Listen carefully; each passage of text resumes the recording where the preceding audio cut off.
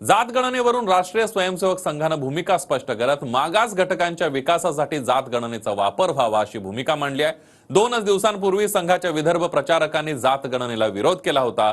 त्यावरून भाजपची कोंडी झाल्यामुळे संघानं भूमिका स्पष्ट केल्याचं बोललं जाते। बघूया त्याबद्दलचा एक रिपोर्ट। पंचसूत्री जातीय जनगणनेबाबतही संघाच्या नेत्यांनी आपली भूमिका मांडली। चांगला एकात्मतेचा विचार या ठिकाणी जातीपातीच्या पलीकडे जर होत असेल तर त्याचं स्वागतच या ठिकाणी व्हायला पाहिजे। त्याच्यामध्ये पंचसूत्री सांगत असताना जाती भेदाला मुठमाती देणं, गाडून टाकणं या अर्थाने ते वक्तव्य होतं। 2 दिवसांच्या फरकाने भाजप नेते प्रवीण दरेकर यांचा सूर राष्ट्रीय स्वयंसेवक संघाच्या अधिकृत भूमिकेमुळे बदलल्याचं दिसतं।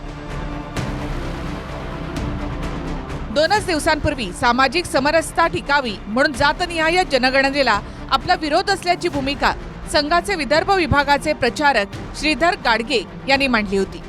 मात्र आता जात गणनेचा उपयोग समाजाच्या विकासासाठी व्हावा असं ते म्हणतायत। संघाचे अखिल भारतीय प्रचार प्रमुख सुनील आंबेकर यांनी संघ जात गणनेबाबत सकारात्मक असल्याचं म्हटलेलं आहे। संघानं म्हटलंय की भेदभाव, विषमता नसलेला आणि सामाजिक न्यायावर आधारित हिंदू समाज आमचं लक्ष्य आहे। पण हे देखील वास्तव आहे की अनेक समाज आर्थिक, सामाजिक आणि शैक्षणिकदृष्ट्या मागास आहेत। आमचं मत आहे की जात गणना ही या वर्गांच्या विकासासाठी व्हावी। हे करताना सामाजिक एकात्मतेला बाधा येणार नाही याचीही काळजी घ्यावी। जेव्हा संघाकडून गाडगेंनी जातनिहाय गणनेला विरोध केला तेव्हा भाजप नेते प्रसाद लाड, प्रवीण दरेकर यांनी संघाच्या भूमिकेला पाठिंबा दिला। पण संघाच्या या भूमिकेवरून भाजपवरच प्रश्न उभे राहू लागल्यामुळे संघाने आपली भूमिका स्पष्ट केली। संघाची पंचसूत्री आणि जातीय जनगणना व्हायला नको अशी स्पष्ट भूमिका संघाच्या नेत्यांनी मांडलेली आहे। पंचसूत्रीमध्ये जे सांगितलं आहे की स्वावलंबी भारत, आत्मनिर्भर भारत, सर्व पंचसूत्रीचा आपण आजही उपयोग करतोय, ज्याचा विचार त्यांनी केला होता आणि मला निश्चितपणे त्याचा आदर आणि अभिमान वाटतो। शेवटी भारतीय जनता पार्टी हा संघ विचार घेऊन मार्गदर्शन करून त्या ठिकाणी कार्यरत असतो, काम करत असतो आणि त्यांचा विचार हा कधीही देशाच्या हिताचा असतो आणि त्याच्यामुळे संघानं जर जाहीर भूमिका केली असेल तर ती संघाची जाहीर भूमिका असते, त्याच्यावर मी भाष्य करू शकत नाही। जाती भेदाला मुठमाती देणं, गाडून टाकणं या अर्थाने ते वक्तव्य होतं। ज्यांची जितकी संख्या त्यांची तितकी भागीदारी या तत्वानुसार जातनिहाय गणनेची मागणी होती। बहुतांश पक्षांचा आणि संघटनांचा देखील जात गणनेला पाठिंबा आहे। देशाचा विचार केला तर जात गणनेसाठी ओबीसी वर्ग सर्वाधिक आग्रही आहे। त्यामुळे संघाने विरोध केल्यानंतर ओबीसींचं आंदोलन छेडणाऱ्या अनेक नेत्यांनी आंदोलनाचा इशारा दिला होता। आता ही मागणी नुसती ओबीसीची नाही तर ती आता मराठा समाजाची सुद्धा मागणी आहे।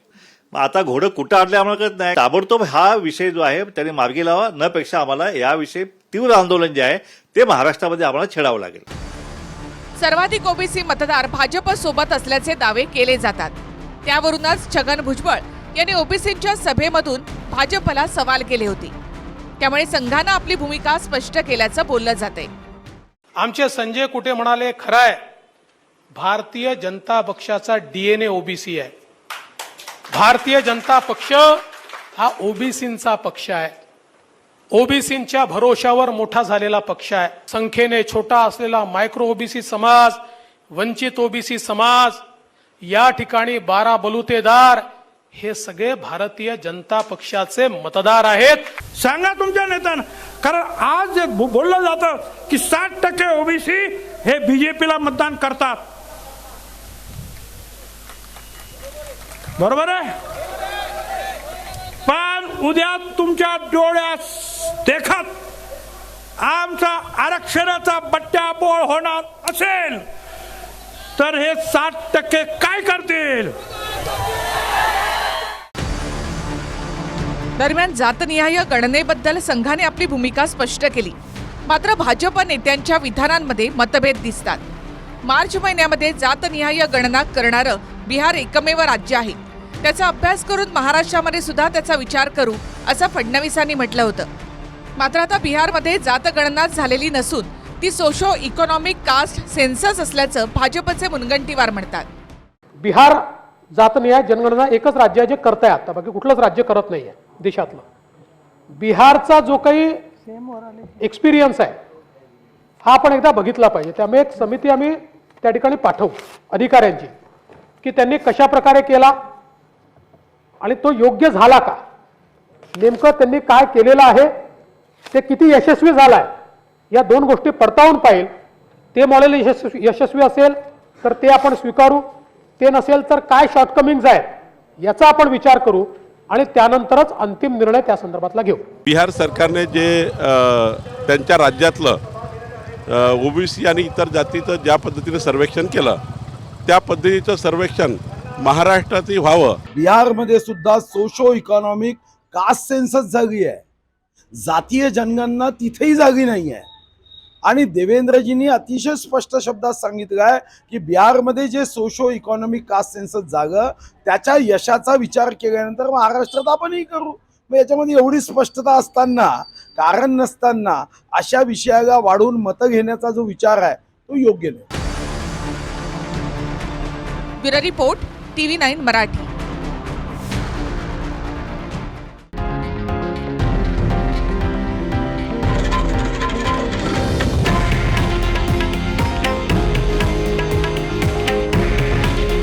हे आहे देशातील नंबर 1 न्यूज नेटवर्क आणि आपण पाहत आहात TV9 मराठी.